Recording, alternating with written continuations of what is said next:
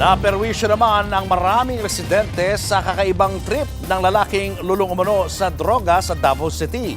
Nagala Spider-Man siya at tumulay sa mga kable ng kuryente para lang daw magpapogi. Ania sa frontline sa balita si Brel Montalvo ng News 5 Mindanao. Kanaaw, makurentihan taong kada. Hindi si Santa Claus kundi isang lalaking walang pantaas ang bumulaga sa ilang residente sa barangay Ilang sa Davao City nitong araw ng Pasko.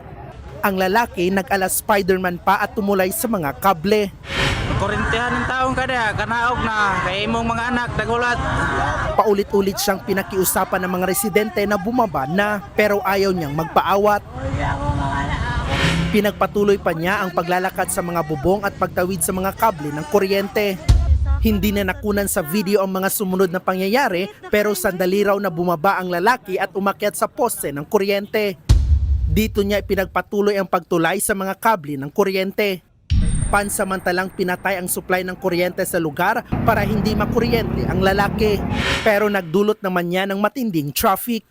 Umabot ng 2 oras ang negosasyon bago tuluyang napababa ng mga rescuer ang lalaking kinilalang si Piolo Apor, isang construction worker.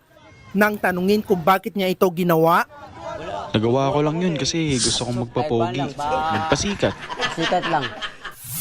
aminado si Apor na gumagamit siya ng iligal na droga bago umakyat sa mga bubong at poste. Hindi ko na maintindihan yung ginawa ko. Bagong labas lang din kasi ako sa kulungan dahil sa droga din. Humingi naman ng paumanhin sa publiko ang lalaki sa kanyang ginawa. Nasa kustudiya na siya ng mga pulis at mahaharap sa reklamong alarms and scandal. Hermana. Nagbabalita mula sa frontline, Bril Montalvo, News 5, Mindanao. Mga kapatid, Julius Babaw po. Para sa komprehensibo at makabuluhang balitaan at talakayan, mag-follow at mag-subscribe na sa social media pages ng News 5.